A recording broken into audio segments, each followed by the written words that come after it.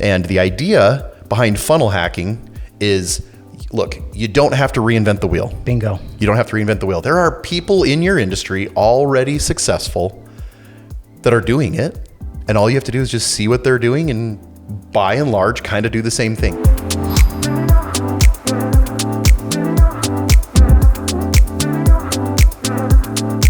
So I think one of the first principles that I want to talk about is, and we may have to visit this one again because it was a big one, big right? Topic. But finding the control. So the idea behind finding the control is that there are pieces of your marketing that are making people drop off. And if you don't know what that is, you may think it's other things. You might make a whole bunch of adjustments, and you may be making adjustments on things that are not helping. So there is somewhere in the line, whether it's from an ad that you create to a landing page, to your contact page, to some information page. To what you're offering. Correct. To the offer, where it's turning people off. And it may not be what you think. And there are various ways to figure out what that looks like. And the idea behind funnel hacking is, look, you don't have to reinvent the wheel. Bingo. You don't have to reinvent the wheel. There are people in your industry already successful that are doing it. And all you have to do is just see what they're doing and by and large kind of do the same thing. Now, I'm not saying copy specifically, but right. Doing something. And I would even argue, because this is how I always feel, I have a hard time creating, but I can always take something that somebody else has written or done and I can do a little bit better. So I can edit things better than I can create. And by modeling, what they're referring to is if their Facebook ad, for example, has a video of somebody actually using the product, demoing the product and kind of doing something, well, then you need a video of somebody using your service or your product. Right. Or if a competitor or somebody has a certain page on their website that has maybe an image on the left-hand side with words and copy on the right-hand side, and then they've got bullet points here with a big button, then you need a page on your website that's got a picture on the left-hand side with copy on the right with bullet points and then a button. So you kind of model the layout, maybe the color themes. You make it all your own. It's all original. You're not copycatting, right? But you're just modeling what's already working. Right.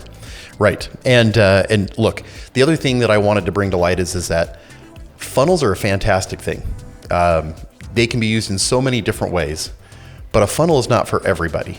A funnel, there are situations where funnels will help, but there are principles that we learned about or reviewed in funnel hacking that can be used in so many different areas. And so I'm going to give an example of one. Yeah. So there was a guy that called me and he said, "Hey, look, I've got access to several thousand products in a sporting goods category, and I would really like to develop this huge website. And I'm thinking huge, I'm thinking big, and we're going to make it so that we can beat the pants off of companies like Cabela's and Bass Pro Shops and Sportsman's Warehouse, which ironically are all the same company now. Mm-hmm. But this was a couple years ago when they weren't.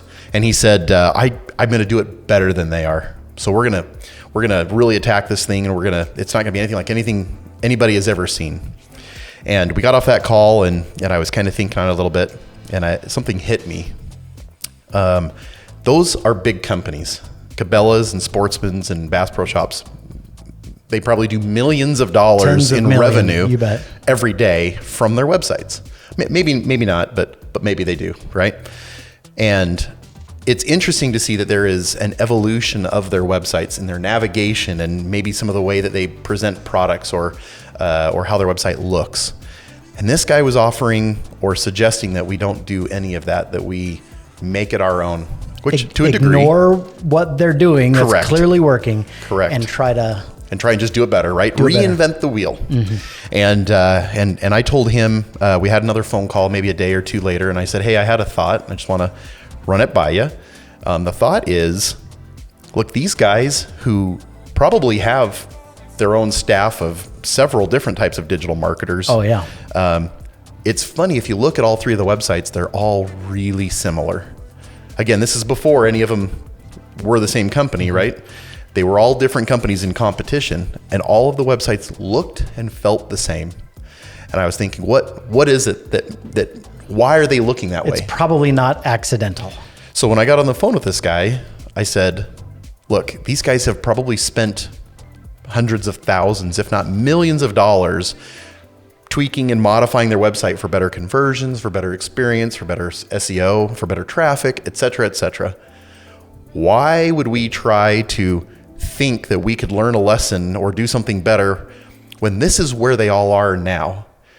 We could even just take, let's call it a shortcut, and copy the website almost exactly, at least format, looks wise, et cetera. Exactly. And we know that it already works. We already know it works. We don't have to learn those hard lessons that they spent millions of dollars learning. And years in the process. And years of time. So the concept is you don't have to reinvent the wheel. Find somebody who's already doing it successfully and then model yourself in a similar way. That doesn't mean from there that you can't improve. Sure. It just means that's a good place to start. That's going to minimize the chance you have of failure. And I love the idea of a professional service firm, here locally in our market or any market.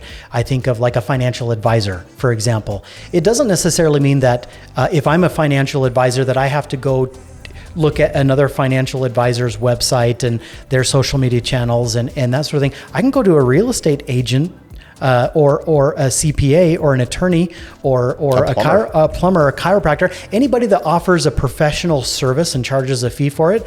If you see something on their websites or on their social media channels that's clearly working, then pay attention to what's working there. So again, I think a financial advisor can learn a lot from a chiropractor that's just killing it. And say, okay, what can I copy? What can I model? What can I incorporate that's working well there? So, but use that as the control, as the basis. Correct. And then innovate on top of that. Correct. And then once you beat the control, you're getting more traffic, more clicks, more leads, more calls, more fill in the blank. Then your new result becomes your new control. That becomes the new benchmark, the new standard to try to beat. And so now you change your ads or you change this or you tweak that or modify that to try to beat even that number. Correct. And so it's one process of beating the control, beating the control, beating the control, beating the control. Anyway. That's right. And in the digital marketing industry, we call that benchmarking. So benchmark, make a tweak, new benchmark, make a tweak, new benchmark, and hopefully it's all in the right direction. Yeah. But I think that great principle. What's a value is, well, how can you find that information? So let me give you a couple of really fast tips on things that you can do if you don't know, or we can help you with. If you want to look at social media ads, what a fantastic way to get attention. That's where everybody's attention already is. You could be grab a hook, be disruptive in some way. And anyways, in social media ads, let's say you won't find somebody who's running a really great ad and you want to know more about it. You can go look at their Facebook page, and on their Facebook page, I'm saying this as if I were in a desktop or laptop computer. I guess that's the way I think about it. If you're on your phone, it's probably going to look different. But anyways, on their Facebook page, you can scroll down. It's on the left-hand side, and I guess from the camera it's opposite, right? The left-hand side and down, and there's a section called Page Transparency. And if you click on that, then there's a section that'll let you see what are current ads they're running now. And it will actually show you the ads. It's public information. So go spy on it, go see what it is. Then there's another place on Facebook that is the ads library. And you can access the ads library by just going to facebook.com/ads/library and then search a company. And it'll bring up all of the ads that they run or are running currently. If they're running an active ad, yep, that'll be there. If they're not running an active ad, then nothing else. That's right. So it'll only show if the ads are active. Yep. That's a good point. Then the other piece is on paid search. So pay-per-click in Google. How do you see what that might look like? Well, there's several tools, and we've talked about some tools in the past, but I will name a couple that you can use to go see what your competitors' ads or just anybody's ads might be at the time. And even some of them give you an indication on how much they're spending on those ads. So that would be SEMrush is one of those. You can type in the URL. Ubersuggest gives you some. There's another company called Espionage that we've used in the past that tells you about pay-per-click. And another one that I would say that's really popular, and I apologize if there's other tools that I haven't mentioned, but SpyFu is another great company that you can look at some of your competitors' ads. So finding the control, don't reinvent the wheel. Model yourself after something that's already working, then you already know that you've got a place to start from that's not from scratch. So that's principle number one.